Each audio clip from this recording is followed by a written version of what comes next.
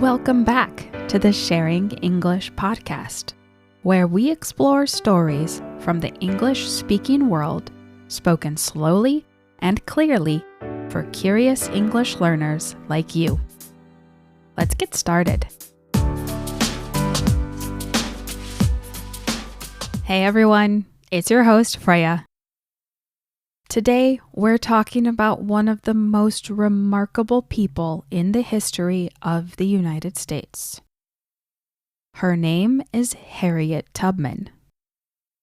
Many people know Harriet Tubman as a conductor on the Underground Railroad.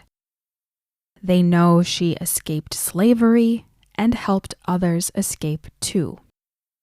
But the more I learned about her life while preparing this episode, the more I realized that those facts only tell part of the story. Harriet Tubman spent her entire life expanding freedom, not just for herself, but for other people as well. She was an abolitionist. She was a guide on the Underground Railroad. She was a nurse, scout, and spy during the American Civil War. She helped lead a military operation that freed hundreds of enslaved people. And later in life, she fought for women's voting rights. So today, we're going to explore her incredible story. Because today's episode deals with a specific period of history, let's review a few important terms first.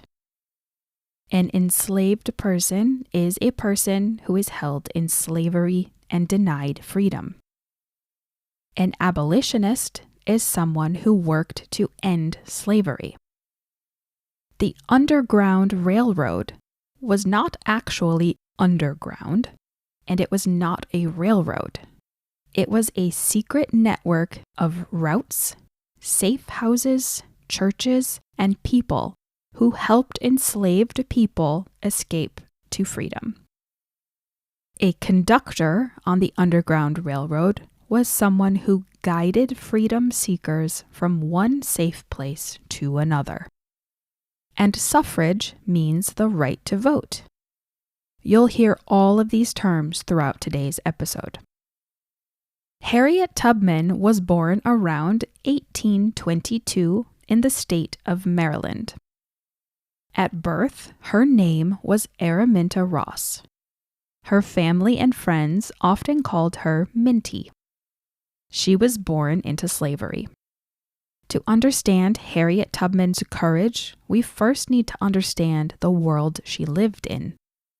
Enslaved people were considered property under the law. Families could be separated through sale. People could be forced to work without pay. They could be punished for trying to learn to read, for traveling without permission, or for attempting to escape. Freedom was not something they were guaranteed. It was something many risked everything to pursue. Harriet experienced violence from a young age. When she was still a child, an overseer threw a heavy metal weight at another enslaved person who was attempting to flee. The weight missed its intended target and struck Harriet in the head. The injury nearly killed her. For the rest of her life, she suffered headaches, seizures, and periods of unconsciousness. She also experienced vivid dreams and religious visions, which became an important part of her faith and her understanding of her life's purpose. By the late 1840s, Harriet feared she might be sold and separated from her family. So in 1849, she made a decision that would change her life. She escaped. Traveling mostly at night, relying on a network of abolitionists and free Black communities, Harriet made her way north. Eventually, she reached freedom. Later, she described the moment in simple but powerful words. I looked at my hands to see if I was the same person. There was such a glory over everything. For many people, that would have been the end of the story. But for Harriet Tubman, it was only the beginning. After reaching safety, Harriet faced a choice. She could remain free and never return to Maryland. Instead, she chose something far more dangerous. She went back, again and again. Over the next decade, Harriet Tubman repeatedly traveled into slave-holding states to guide others to freedom. She helped parents, children, siblings, friends, and strangers. Every trip carried enormous risk. If she had been captured, she would have been imprisoned, beaten, or killed. Yet she kept returning. The Underground Railroad depended on secrecy. Travel often happened at night. People moved between safe houses. Songs sometimes carried coded messages. Trust was essential. Harriet became one of the most famous conductors on the Underground Railroad. A quote often associated with her says, "I never lost a passenger." Whether every detail of that quote can be historically verified, it reflects the reputation she earned among those who knew her. She became known for determination, courage, and an unwillingness to abandon the people she was helping. In 1850, the United States Congress passed the Fugitive Slave Act. This law made the situation even more dangerous. It required authorities in free states to help capture escaped enslaved people. In other words, simply reaching a free state no longer guaranteed safety. As a result, many freedom seekers continued all the way to Canada, where American slave laws could not reach them. This helps explain why Canada became such an important destination in Underground Railroad history. For Harriet Tubman and the people she guided, freedom often meant crossing an international border. When the Civil War began in 1861, Harriet Tubman found another way to serve the cause of freedom. She worked for the Union Army as a nurse, scout, guide, and spy. Many people don't realize this part of her story. In fact, one of the most extraordinary events of her life happened during the war. In 1863, Tubman helped plan and guide what became known as the Combahee River Raid. The operation took place in South Carolina. Using intelligence gathered from local enslaved people and her own scouting efforts, Tubman helped Union forces navigate the river and strike Confederate positions. As Union gunboats moved through the area, hundreds of enslaved people seized the opportunity to escape. Families rushed toward the boats. Men, women, and children left plantations behind and boarded vessels carrying them to freedom. Historians estimate that more than 700 enslaved people were liberated during the raid. Harriet Tubman became the first woman in United States history to help plan and lead a military operation. Yet this part of her story is often less well known than her work on the Underground Railroad.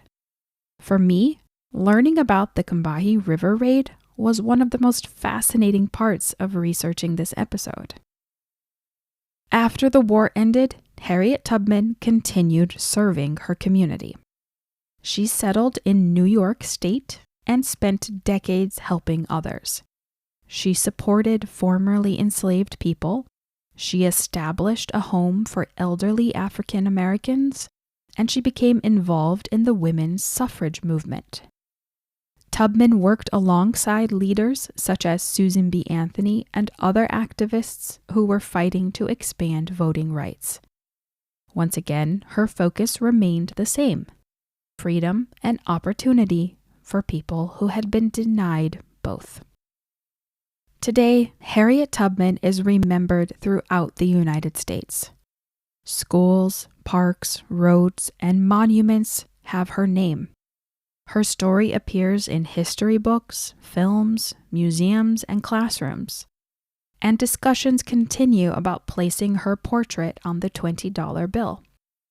What makes Harriet Tubman so remarkable is that she held very little formal power. She was not a president, she was not a governor, she was not a wealthy business leader. Instead, she changed history through courage, persistence, leadership, and a deep belief that freedom was worth fighting for. Harriet Tubman's life can be understood as a story told in 3 parts. First, she fought for her own freedom. Then she risked everything to help others gain theirs. And finally, she spent the rest of her life working to expand freedom and opportunity for future generations. More than a century after her death, her story continues to inspire people around the world. Not because she was perfect, not because she was famous, but because she repeatedly chose courage when fear would have been easier.